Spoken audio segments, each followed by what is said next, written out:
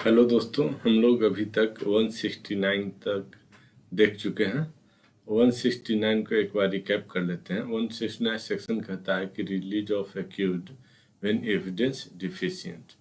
Evidence की कमी है तो मींस पुलिस या थाना इंचार्ज ही एक्यूज को रिलीज कर देंगे बेल पे, और विथ या विदाउट सिक्योरिटी और with without security. Only personal bond पे भी वो रिहा कर सकते हैं। लेकिन जो उससे बॉन्ड लेंगे उसमें ये लिखाएंगे कि जब भी ज़रूरत हो आप पुलिस बुलाए तो पुलिस को पास आना है। जहाँ भी केस यदि आपका ट्रायल होना हो और होगा तो वहाँ आपको कोर्ट में आना है। ठीक है। उसके बाद 170 में कहता है कि cases to be sent to magistrate when evidence is sufficient. अब एफआईआर किस में होता है? कॉग्निजेबल में। कॉग्निजेबल केस ले तो लिया गया लेकिन उसको बेल पे रिहा कर दिया क्योंकि सस्पिशन है। Ground of suspicion to justify forwarding the accuse to magistrate because there is no sufficient ground. 169 में कहता है, बट 170 में कहता है कि कॉग्निजेबल के साथ सफिशिएंट ग्राउंड भी है, सफिशिएंट एविडेंस भी मिल गया है कि ये अपराध जो है एक्यूज ने किया है। तो क्या करेगा? एक्यूज पकड़ा गया तो एक्यूज के साथ, एक्यूज नहीं पकड़ा गया तो बिना एक्यूज का जो एफआईआर है वो मजिस्ट्रेट को फॉरवर्ड कर दिया जाएगा। कहता है if upon investigation under this chapter it appears, यह अपियर होता है किसको? थानाध्यक्ष को, officer in charge of the police station, that there is sufficient evidence और रीजनेबल ग्राउंड, है ना, as such officer shall forward, then such officer shall forward the accused under custody to magistrate empowered to take cognizance। तो उसको वो छोड़ेगा नहीं, फिर उसको बेल नहीं देगा। उसको क्या करेगा? उसको वह मजिस्ट्रेट के पास भेज देगा, मजिस्ट्रेट उसको जुडिशियल कस्टडी में फिर भेज देगा। फॉरवर्ड किसको करेगा? Forward to the under the custody of magistrate, और उसको मजिस्ट्रेट हुआ जुडिशियल कस्टडी में भेज देगा। To take cognizance of the offence upon a police report and try the accuse and commit him for trial. या तो खुद ट्रायल करेगा, मर्डर के केस है तो क्या करेगा? कमिट करके सेशन कोर्ट को ट्रायल के लिए, तो उसको कमिट ट्रायल कहते हैं। और यदि किसी वजह से सेशन कोर्ट से यह ट्रायल करते करते यह पता चला कि नहीं ये तो सम्मन ट्रायल है, ये तो मजिस्ट्रेट ट्रायल केस है, तो क्या करेगा? वो ट्रांसफर, फिर उसको बोलेंगे, कमिट नहीं बोलेंगे, ट्रांसफर कर देगा केस किसको? लोअर कोर्ट को ट्रांसफर करेगा, मजिस्ट्रेट कोर्ट को ट्रायल के लिए सीजीएम को दे देगा या किसी और जज जुडिशियल मजिस्ट्रेट को दे देगा। कहता है और if the offence is available and accused is able to give security, मतलब बेल लेने के लिए तैयार है, बेल के सब कंडीशन फुलफिल करने के लिए तैयार है, shall take security from him for his appearance before such magistrate on a day fixed and for his attendance and from day to day before such magistrate until otherwise directed। तो देखिए section 169 में थाना bell दे देती है यदि evidence नहीं है sufficient, और कॉग्निजेबल केस भी है उसमें भी बेल दे देगा। दूसरा बात, एविडेंस सफिशिएंट है, कॉग्निजेबल केस है लेकिन बेलेबल है, कॉग्निजेबल है लेकिन बेलेबल है, तब भी थाना बेल दे देगा। और बेल के सभी कागज को क्या करेगा कि कोर्ट में फॉरवर्ड कर देगा। उसमें एक कंडीशन लिखेगा कि he will appear before magistrate before the court in the court on a day fixed, जो भी डेट बताया जाएगा उस पर, and for attendance from day to day before such magistrate until otherwise directed, जैसा कि मजिस्ट्रेट बोलेगा उसको कोर्ट में आना है। तो थाना कब कब बेल देती है? 168 में दे देती है, यदि उसके 169 में देती है कि यदि उसके पास एविडेंस ही नहीं है, हालांकि नॉन बेलेबल है, कॉग्निजेबल है, तब भी बेल दे देगा क्योंकि एविडेंस है नहीं, कोई भी एविडेंस नहीं है, लग रहा है कि झूठा केस किया है तो बेल दे देगा। दूसरा बात, थाना कब बेल देता है?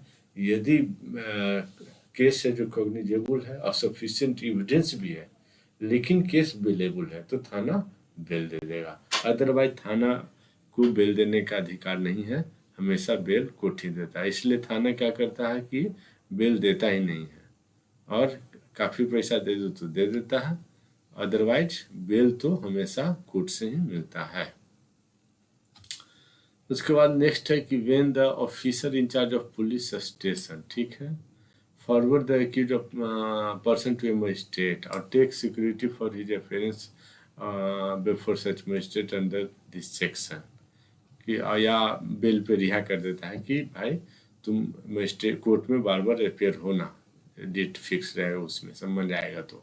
He shall send such magistrate any weapon or other article which it may be necessary to produce before him। यदि कोई विपन अपराध का हथियार विपन मिला है तो वह तो भेज देगा, यदि बेल दे दिया है तब भी वो उसको भेजेगा, किसको, अक्यूज पर्सन को, है ना, क्योंकि वो बेल ले लिया तो अक्यूज पर्सन को तो देना नहीं है, तो भी उसको भेजेगा। यदि अक्यूज पर्सन को भी दे रहा है तो भी अक्यूज पर्सन को कस्टडी में लेकर के अक्यूज पर्सन को भेजा, तभी हथियार को कहाँ देना है। He shall send such magistrate any weapon or any other article which may be necessary to produce him and shall require the complainant, if any, so many of persons who appear to such officer to be acquitted with the fact and circumstances as the case he think necessary to execute a warrant to appear before magistrate as directed and prosecute or give evidence in manner of the charge against the accused। कहता है दूसरा बात, पहला बात तो कोई भी हथियार है तो उसको भी देना है, एक्यूज के अरेस्ट तो उसके साथ देगा, एक्यूज को बेल दिया तो बिना एक्यूज के दे। दूसरा कहता है सर रिक्वायर कंप्लेनेंट, जो प्रोसिक्यूशन पार्टी है, प्रोसिक्यूशन के तरफ से जो भी है, इन्फॉर्मेंट है, कंप्लेनेंट कॉग्निजेबल केस है तो इन्फॉर्मेंट हो जाएगा, नॉन कॉग्निजेबल केस है तो कंप्लेनेंट हो जाएगा। तो कोई भी व्यक्ति है जो कि फैक्ट के बारे में and circumstances of the case के बारे में जानकारी रखता है तो एग्जीक्यूट बॉन्ड, उनसे भी एक बॉन्ड ले सकता है कि आप विटनेस के रूप में कोर्ट जाएंगे एंड प्रोसिक्यूट और give evidence in the matter charge against the accused, और उसमें एक अक्यूज्ड करा सकते हैं, ये बॉन्ड दिखा के ले सकता है। इफ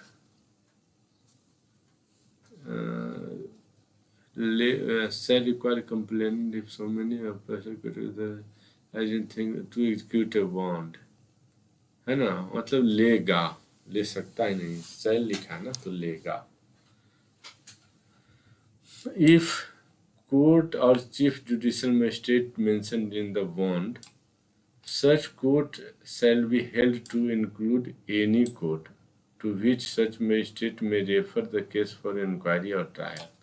कहता if the court of the CGM is mentioned in the bond, ठीक है, such court shall be held to include any court to which such magistrate may refer the case for inquiry or trial, provided reasonable notice to such reference is given to such complainant or person, है ना। मतलब कह रहा है कि कोई भी court हो, CGM का कोर्ट हो चाहे अदर कोर्ट हो, कंप्लेनेंट को जो भी कोर्ट में रेफर किया जाएगा तो वहाँ विटनेस के रूप में वह जाएगा।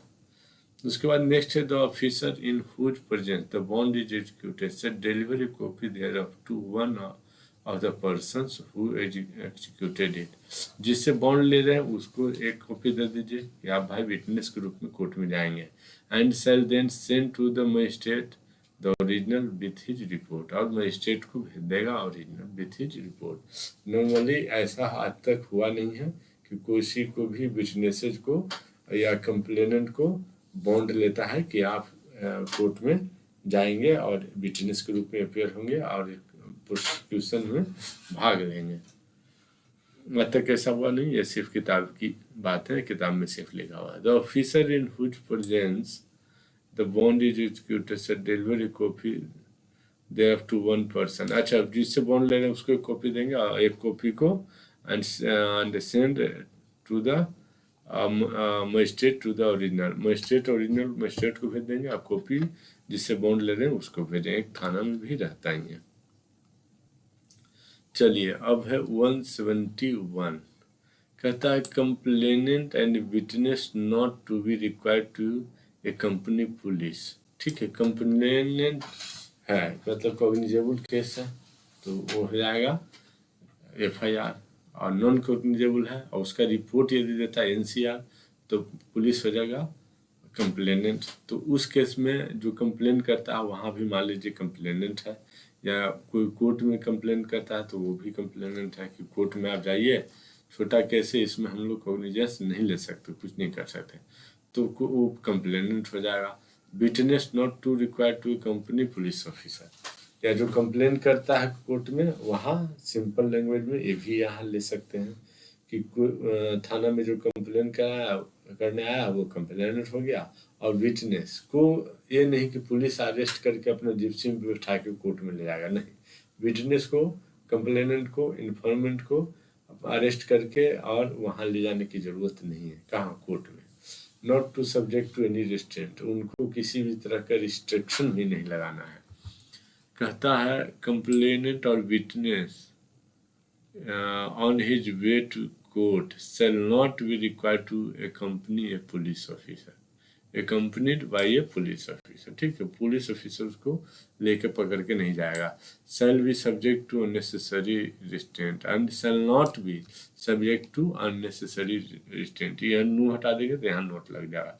shall not be restored to unnecessary, उसको restraint भी नहीं करना है, inconvenience भी नहीं करना है। shall not require to give any security for his appearance other than his own bond, अपना बॉन्ड से ले सकते हैं, जैसा कि 170 में बोल चुका है ऑलरेडी, उसको छोड़ के उससे सिक्योरिटी नहीं ले सकते। दोस्तों what is bond, what is security और व्हाट इज सिक्योरिटी, ये मैं बहुत अच्छी तरह से डिटेल में आपको बता चुका हूँ लास्ट वीडियो में, फिर बताता हूँ। देखिए बॉन्ड होता है कि आप लिख कर दें कि मैं अपियर होऊंगा, हाँ, और इस कोर्ट में जब हमें सम्मन आएगा, वारंट आएगा, नोटिस आएगा, आप बताएंगे, कोई फ़ोन पे बताएगा, कोर्ट बताएगा, फ़ोन पे थाना बताएगा, तो मैं कोर्ट में अपियर हो जाऊंगा, ये हो गया बॉन्ड। दूसरा हो गया सिक्योरिटी। सिक्योरिटी हो गया कि कोई उसके बदले कोई भी व्यक्ति लिख के देगा कि ये बंदा को मैं अपियर कराऊंगा, यदि कोर्ट में प्रॉपर डेट पे टाइम पे अपियर नहीं हुआ तो मेरी जिम्मेदारी है कि उसको प्रत्येक डेट और समय पे अपियर कराना कोर्ट में, ये हो गया सिक्योरिटी। दूसरा सिक्योरिटी हो गया। सिक्योरिटी क्या है, तो सिक्योरिटी वह है कि प्रत्येक जो बॉन्ड भर रहा है वो 10,000 रुपया कैश देगा, और जो सिक्योरिटी है वो भी 20-20 हज़ार रुपया देगा, तो ये हो गया सिक्योरिटी अमाउंट। बोलेगा कि पैसा है ही नहीं, गरीब ऐसे भी रहते हैं कि पैसे ही नहीं है, अच्छा पैसा नहीं, जमीन है, हाँ तो जमीन का रसीद दे दो, तो उसको भी सिक्योरिटी ही बोलेंगे। तो आप आशा दोस्तों आप बॉन्ड, सिक्योरिटी समझ गए होंगे। Provided that if any complainant और विटनेस रिफ्यूज टू अटेंड और execute a bond I directed in section 170। अब बॉन्ड नहीं दे रहा है कोई, तब क्या करना है भाई, the officer in charge of police station में forward him in custody to the magistrate, तो अरेस्ट करके मजिस्ट्रेट को भेज सकता है कि भाई केस हुआ है, कॉग्निजेबल ऑफेंस हो गया है, तुम विटनेस हो गवाही नहीं दोगे और तुम इन्फॉर्मेंट हो गवाही नहीं दोगे। Who may detain him in custody until he execute a bond, तो उसको जेसी में भेज सकता है कि जाओ भाई जुडिशियल कस्टडी में, बॉन्ड नहीं दोगे तो until hearing of the case is complete, या जब तक कि केस की सुनवाई समाप्त न हो जाते हैं, अंदर ही रहो। यदि तुम गवाह नहीं दे सकते, कोई अपराध हो गया है तो तुम जेल में ही रहो, ये भी प्रावधान है। लेकिन नॉर्मली ऐसा होता नहीं, गवाह के मर्जी पर आओ तो दो, नहीं आओ तो नहीं दो, गवाह के बिना वो केस डिसमिस हो जाता है और एक्यूज जो है वो रिहा हो जाते हैं। अब बहुत इम्पोर्टेंट दोस्तों डायरी आप जब भी कोर्ट में जाते हैं डेली सुनते हैं डायरी, और क्या तो डायरी मंगा लेते हैं, डायरी पढ़ के बिल देंगे, तो ये व्हाट इज डायरी, तो diary of proceeding in investigation, investigation के समय पुलिस आईओ जो लिखता है वो डायरी है, और यह एक तरह से सीक्रेट होता है, न तो एक्यूज पर्सन को दिखाना है और न तो इसको विक्टिम को दिखाना है। डायरी पुलिस का अपना पर्सनल रिपोर्ट होता है डायरी का, ठीक है। अब कहता है every police officer making an investigation under this chapter shall day to day enter his proceeding of in the investigation in a diary. एक डायरी में प्रत्येक दिन क्या क्या किया उस केस के बारे में, उस केस के इन्वेस्टिगेशन के बारे में डे टू डे प्रोसीडिंग को इंटर करता है उसमें, उसको बोलते हैं डायरी। और ये सीक्रेट होता है, ये गोपनीय दस्तावेज होता है, सिर्फ पुलिस देगा और कोर्ट देखेगा और कोई नहीं देख सकता है। Setting fourth at the time at which the information reached to him, information कब उसको मिला, informant कब आके उसको information दिया, at time at which he began and closed his investigation, और कब वो investigation शुरू किया और वो कब investigation बंद कर दिया, है ना। and the place or place visited by him, और जगह जो कि कौन कौन जगह पे वो छापेमारी किया, है ना, एक्यूज को पकड़ने के लिए, हथियार को जब्त करने के लिए। And A statement of the circumstances ascertain through his investigation, और इन्वेस्टिगेशन के लिए क्या क्या किया वो सारा बात उसमें लिखा रहेगा। The statement of witness recorded during the course of investigation under 161 shall be inserted in the case diary. Statement of witness, witness का स्टेटमेंट, क्वेश्चनियर नहीं, प्रश्न और आंसर कुछ नहीं, उसका स्टेटमेंट विटनेस का, कौन विटनेस ने क्या क्या बोला, रिकॉर्डेड रहेगा during the course of investigation under 161, तो ये भी inserted in the case diary में ये भी रहेगा। दूसरा कहता है नेक्स्ट बात कि diary referred in subsection 1 shall be a volume and duly paginated। Volume 1, volume 2, volume 3, paragraph 1, paragraph 2, paragraph 3, यही है वॉल्यूम। पैराग्राफ रहेगा, पैराग्राफ 1, पैराग्राफ 2, पैराग्राफ 3। उसके बाद page number 1, page number 2, page number 3, पेजिनेटेड मतलब पेज नंबर उसमें लिखा रहेगा। उसके बाद नेक्स्ट कहता है कि एनी क्रिमिनल कोर्ट में send for the police diaries of A case under inquiry or trial in such court and in court में भेज देगा, and may use such diary not as evidence in the case but to aid in such inquiry or trial। Any criminal court may send for the police diaries of a case, समझे, कहता any criminal court में, है ना, use such diary not as evidence, evidence के रूप में इस्तेमाल नहीं करेगा, but it is in such inquiry और ट्रायल एड, मतलब ये हेल्प, सहायता लेगा सिर्फ इंक्वायरी और ट्रायल में, और इंक्वायरी और ट्रायल में सहायता लेगा और एविडेंस के रूप में इस्तेमाल नहीं करेगा। एविडेंस के रूप में इस्तेमाल कर लेता तो यह क्या होगा, फिर वहीं पर एविडेंस हो गया तो बस डायरी में ऐसा है, तुरंत कन्विक्शन, तुरंत फांसी, तो डेली एक का फांसी होगा, बिना ट्रायल भी फांसी होगा। तो ट्रायल किस लिए होगा, तो ट्रायल होना ही नहीं है। तो ट्रायल एक तरह से आप 3 स्टेजेज में होता है। एक तो इन्वेस्टिगेशन होता है, पुलिस जो करता है वो भी एक ट्रायल ही है, उसको बोलते हैं इन्वेस्टिगेशन, मैं अपने तरफ से बोल रहा हूँ।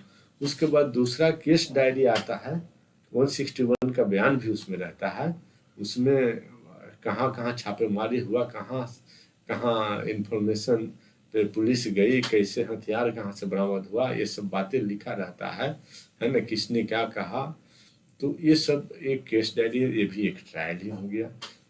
तीसरा है कि अब विटनेसेस जब जाएंगे और वर्बली बोलेंगे या डॉक्यूमेंट जाएगा, डॉक्यूमेंट एग्जामिन करेंगे जज का, वो भी एक ट्रायल हो गया। और सजा सिर्फ और सिर्फ लास्ट वाला, 3rd स्टेज वाला ट्रायल पे मिलता है, मतलब विटनेस वर्बली जाके जो बोले, डॉक्यूमेंट कोर्ट के सामने जज को जो पेश किया गया, उसको जो देखा, उसी के आधार पर सजा का निर्धारण होगा। इन्वेस्टिगेशन से सजा नहीं होता है, FIR से सजा नहीं होता है। केस डायरी जिसमें इंक्लूडिंग 161 के बयान है कि विटनेसेज का, उस पर सजा नहीं होता है। सजा होता है तो सिर्फ ट्रायल के दौरान वर्बल जो चीज़ें बोली गई या डॉक्यूमेंट जो प्रस्तुत किया, उसी के आधार पर सजा होगा, और उसमें भी एग्जामिनेशन इन चीफ होगा। क्रॉस एग्जामिनेशन होगा, 2 तो होगा ही तब सजा होगा, और यदि क्रॉस एग्जामिनेशन नहीं हुआ तो सजा नहीं होगा। Examination in chief, cross examination, re examination नहीं हुआ है तो सजा नहीं होगा। एंड में यूज सच डायरीज, डायरी का क्या होगा कि एविडेंस के रूप में नहीं इस्तेमाल होगा, सिर्फ सहायता लिया जाएगा ट्रायल या इंक्वायरी में। मतलब बेल के एक्सेप्ट करना है या रिजेक्ट करना है, ये सिर्फ सहायता लिया जाएगा। नेक्स्ट कहता है neither the accused nor his agent shall be entitled to call for such diary. न तो नीदर द एक्यूज्ड, न तो एक्यूज्ड, न तो उसका एजेंट इंटाइटल होंगे डायरी के लिए या डायरी लेने के लिए या डायरी को कॉल करने के लिए, है ना, तो डायरी मांगने के लिए इंटाइटल नहीं होंगे। नॉर सेल ही और they entitled to see them, accused भी नहीं और उसका एजेंट भी नहीं, है ना, merely because they are referred to the court या by the court. Nor shall see neither the accused nor his agent, मतलब एक्यूज या एक्यूज का पार्टी न तो डायरी को लेंगे और न तो डायरी को देखेंगे, ठीक है। But if they are used by the police who made them to refresh his memory, if the court uses them for the purpose of contradicting such police officer, the provision of 161 and 145 as the case may be of Indian Evidence Act shall apply। तो 145 Indian evidence act का इसमें फिर apply हो जाएगा। और 145 जो Indian evidence act है उसमें क्या कहता है, 145 इंडियन एविडेंस एक्ट कहता है cross examination as to previous statement in writing. Cross examination की बात करता है। यदि पुलिस ऑफिसर डायरी का इस्तेमाल करता है फ्रेश मेमोरी के लिए, तो उस डायरी को फिर जो भी क्रॉस जिसको करना है वो लेगा और उसको पढ़ करके क्रॉस एग्जामिनेशन भी वो उस पर कर सकता है फिर। तो इसलिए डायरी का कहीं इस्तेमाल ना हो तो चलेगा, सिर्फ बिल लेने और देने के अलावे, है ना। तो डायरी को एक्यूज नहीं ले सकता है, विक्टिम डायरी को नहीं लिख सकता है, यहाँ मना नहीं किया है। बोला neither the accuse not his agent shall entitled to call for such diary, nor neither the accuse not his agent shall entitled to see the diary, है ना, देखना भी नहीं है। उसके बाद नेक्स्ट है दोस्तों 173, ये हम कल करेंगे। आज डायरी तक हो गया, है ना। डायरी सिर्फ बेल एक्सेप्ट और रिजेक्ट करने में इस्तेमाल आता है, वो कोई एविडेंस के रूप में काम नहीं आता है। थैंक यू दोस्तों, बाय। 173 हम नेक्स्ट वीडियो